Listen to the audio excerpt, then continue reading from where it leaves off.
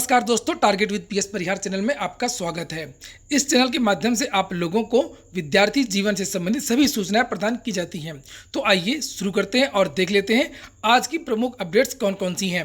सबसे पहली जो सूचना है वह 69,000 शिक्षक भर्ती की। सुबह की वीडियो मैंने आप लोगों से बताया था कि आज के लगभग सभी समाचार पत्रों में यह सूचना है कि राष्ट्रीय पिछड़ा वर्ग ने 69,000 शिक्षक भर्ती को स्टे कर दिया है और ये स्टे तब तक रहेगा जब तक इस भर्ती की जांच पूरी नहीं हो जाती है। और जांच है एमआरसी को लेकर के, जांच है आरक्षण को लेकर के।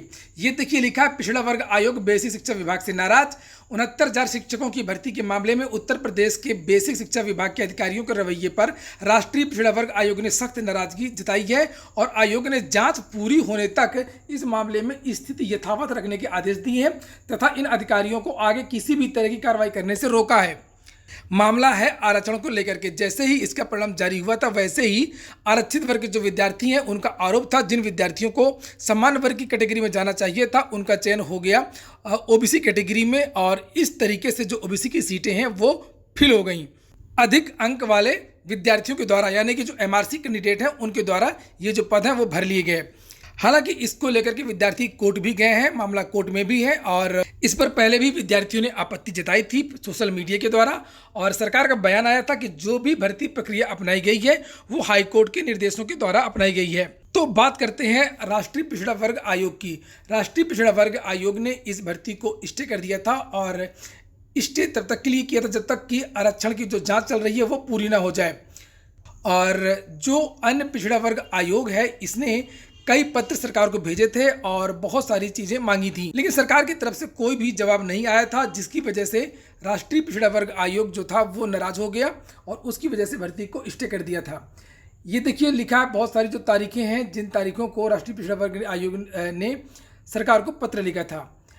लेकिन अब जानकारी ये मिली है कि सरकार ने जो रिपोर्ट मांगी थी, राष्ट्रीय पिछड़ा वर्ग आयोग ने जो डाटा मांगा था कि आरक्षण किस तरीके से दिया गया, किस नियमावली के तहत दिया गया है, कितने विद्यार्थी आरक्षित वर्ग में चयनित हुए, जो भी चीज़ें हैं ये पूरा डाटा राष्ट्रीय पिछड़ा वर्ग आयोग को भेज दिया गया है। और रही बात, विद्यार्थी जो पूछ रहे थे कि क्या सर राष्ट्रीय पिछड़ा वर्ग आयोग ने जो स्टे किया है उसका कितना प्रभाव रहेगा, क्या ये भर्ती फिर से अनिश्चित काल के लिए रुक जाएगी? तो मुझे ऐसा नहीं लगता है कि राष्ट्रीय पिछड़ा वर्ग ने जो स्टे लगाया है वो ज़्यादा दिन तक टिकने वाला है। हाँ, इसकी जांच तो हो सकता है कि लंबी चले, लेकिन भर्ती का जो स्टे है वो जल्दी ही हट सकता है क्योंकि मामला कोर्ट में भी है और 14 जुलाई को सुप्रीम कोर्ट का आदेश आएगा और जब आदेश आएगा सुप्रीम कोर्ट का तो सुप्रीम कोर्ट ये जरूर कहेगा कि इतने दिनों के अंदर ये भर्ती पूरी किया जाए, एक समयावधि देगा और उस अवधि के अंदर सरकार को भर्ती पूरी करनी होगी। और राष्ट्रीय पिछड़ा वर्ग आयोग की जो मेन मांग थी वो थी डाटा को लेकर के और वो थी आरक्षण की जो नीति थी उसके बारे में जानकारी चाहिए थी, वो सब जानकारी सरकार ने भेज दी है। तो हो सकता है सुप्रीम कोर्ट के पहले ही इस भर्ती का जो स्टे वो हट जाए। और मैं अपने सभी वीडियोज में आप लोगों से बताता रहता हूँ कि जो मामला है मेन वो 14 जुलाई वाला है और 14 जुलाई को हो सकता है अंतिम सुनवाई हो या एक आध सुनवाई और भी हो सकती है। सुप्रीम कोर्ट में जो मामले हैं बहुत ज़्यादा लंबे नहीं चलते हैं, मामले लंबे चलते हैं हाई कोर्ट में। सुप्रीम कोर्ट में तो वैसे भी जजों की कमी है और बहुत सारे केस होते हैं। इसके बाद में अगली सूचना है टीजीटी पीजीटी की। टीजीटी पीजीटी की नई भर्ती की मांग तेज हो गई है और विद्यार्थियों का कहना है कि अब नया आयोग तो बन नहीं रहा है और ना ही इतनी जल्दी बन पाएगा, इसलिए पुराने आयोग के द्वारा ही यानी कि माध्यमिक शिक्षा सेवा चयन बोर्ड के द्वारा ही जल्द से जल्द 40,000 पदों का विज्ञापन जारी किया जाए, जिससे विद्यार्थियों में नई ऊर्जा का संचार हो, अपने अवसाद से मुक्त हो सकें और विद्यार्थी तैयारी करना शुरू कर दें। प्रयागराज में जितने भी विद्यार्थियों के मंच हैं, जितने भी छात्र हैं, सभी छात्रों ने ये मांग की है। ये प्रतियोगी मोर्चा के विकी खान, उन्होंने एक पत्र लिखा है, अध्यक्ष को लिखा है, आदरणीय अध्यक्ष महोदय, माध्यमिक शिक्षा सेवा चयन बोर्ड आपको अवगत कराना है कि वर्तमान समय में प्रतियोगी छात्रों की महत्वपूर्ण मांगे आपके सामने प्रस्तुत कर रहा हूँ जो निम्नवत है। आपसे उम्मीद है कि आप इन मांगों पर मीटिंग के दौरान सहानुभूतिपूर्वक विचार करेंगे। विज्ञापन वर्ष 2016 की साक्षात्कार प्रक्रिया को पुनः प्रारंभ कराई जाए एवं अतिशीघ्र साक्षात्कार की तिथि घोषणा की जाए। बहुत सारे साक्षात्कार को रोक दिया गया है। और उसके बाद दूसरी मांग है कि चयन बोर्ड द्वारा विज्ञापन वर्ष 2016 के अब तक घोषित अंतिम परिणाम के विद्यालय आवंटन एवं पैनल को अविलंब जारी कर दिया जाए।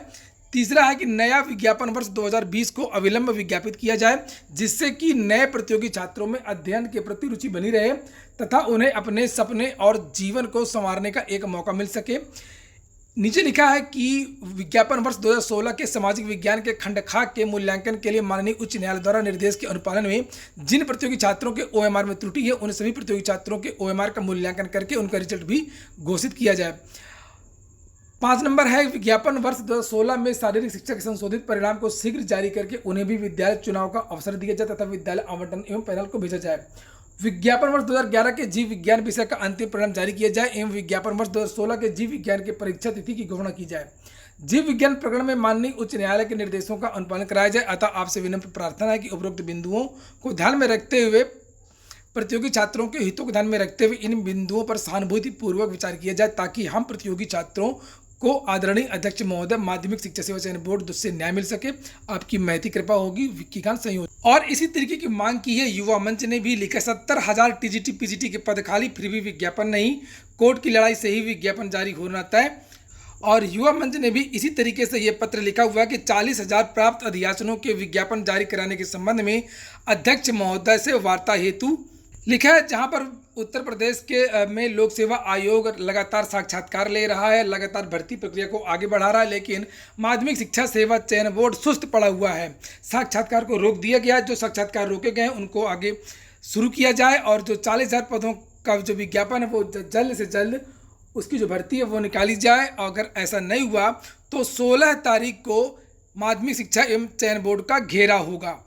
और इसके बाद में आज की एक और सूचना है एलटी ग्रेड हिंदी और सामाजिक विज्ञान की। बहुत सारे विद्यार्थी कह रहे सर आजकल आप एलटी ग्रेड हिंदी और सामाजिक विज्ञान की जो सूचना है वो कम देते हैं। तो हालांकि एलटी की जब भी कोई सूचना होती है मेरे चैनल के द्वारा अवश्य दी जाती है, लेकिन एलटी पर इस समय काम बहुत कम हो रहा है। 2 मामले हैं, एक तो हाईकोर्ट का जिसकी मैंने अपडेट आप लोगों को दे दी थी, 16 तारीख लगा दी गई है, 16 को सुनवाई है। और उसके बाद में अगला जो मामला है वो एसटीएफ जांच का है।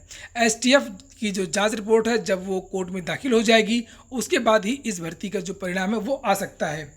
इसके लिए जो प्रतियोगी छात्र मोर्चा है वो बहुत जल्द वाराणसी जाएगा 10 तारीख को और एसएसपी से मांग करेगा कि जल्द से जल्द चार्जशीट दाखिल किया जाए, जिससे बचे हुए 2 विषयों के जो परिणाम है वो जल्द से जल्द जारी हो। ये देखिए ये आज ही का समाचार पत्र है जिसमें लिखा है कि मोर्चा संयोजक विक्की खान का कहना कि हिंदी व सामाजिक विज्ञान के रिजल्ट जारी कराने के लिए अभ्यर्थी 10 जुलाई को वाराणसी के एसएसपी से मिलेंगे। 10 तारीख को जो भी अपडेट होगी वो भी आपको इस चैनल के माध्यम से दे दी जाएगी। अगली सूचना है बीएड प्रवेश परीक्षा की। बीएड प्रवेश परीक्षा के बारे में बहुत सारे विद्यार्थी लगातार पूछते रहते हैं कि सर इसकी परीक्षा 29 जुलाई को हो पाएगी या नहीं हो पाएगी। तो मेरा जवाब है नहीं। चूंकि विश्व में भारत का कोरोना संक्रमण में तीसरा स्थान है और प्रयागराज और कानपुर जो बड़े बड़े शहर हैं जहां पर परीक्षा केंद्र होते हैं विभिन्न परीक्षाओं के, वहां पर भी कोरोना का संक्रमण बहुत ज़्यादा बढ़ गया है। इसलिए बीएड की जो प्रवेश परीक्षा मेरे ख्याल से होना अब असंभव है। भले इसके बारे में कोई ऑफिशियल जानकारी अभी तक ना दी गई हो और सरकार की तरफ से या लखनऊ यूनिवर्सिटी की तरफ से कोई घोषणा ना की गई हो, लेकिन मुझे ऐसा लगता है कि 29 जुलाई को बीएड की प्रवेश परीक्षा बिल्कुल भी नहीं हो पाएगी। तो लेकिन आप लोग अपनी पढ़ाई करते रहें और वैसे टारगेट विद पीएस परिहार जो ऐप है यहाँ पर भी आप जा सकते हैं और अपने बीएड की तैयारी कर सकते हैं। यहाँ पर बीएड की पूरी टेस्ट सीरीज दी है, ज्वाइंट एंट्रेंस की भी है और अलग अलग यूनिवर्सिटी से जो एंट्रेंस एग्जाम होते हैं जैसे बीएचयू, एयू इत्यादि, वहाँ की भी टेस्ट सीरीज उपलब्ध है। तो ज़रूर जाएं देखें। ये हो गया आज का। और है कि उत्तर प्रदेश लोक सेवा आयोग ने फिर से आज एक नोटिस जारी की है। लिखा शुद्धि पत्र एतद द्वारा सूचित किया जाता है कि सम्मिलित राज्य प्रवर अधीनस्थ सेवा परीक्षा 2018 के साक्षात्कार हेतु जारी विज्ञप्ति नंबर दिया हुआ है में साक्षात्कार तिथि 16 जुलाई के द्वितीय सत्र में ये 2 अनुक्रमांक दिए हैं तथा पैरा नंबर 3 में उल्लिखित अनुक्रमांक को ये समझा जाए। नीचे यहाँ पर पदों का विवरण भी लिखा हुआ है। पीसीएस 2018 जिसका साक्षात्कार होना है, जिसकी लिस्ट जारी हो गई, समय सारणी, किस पद के कितने पद हैं। यहाँ पर ये लिखा पद नाम डिप्टी कलेक्टर के 119 पद हैं और इसके लिए क्या अधिमानी योग्यता ये भी यहाँ पर दी हुई है।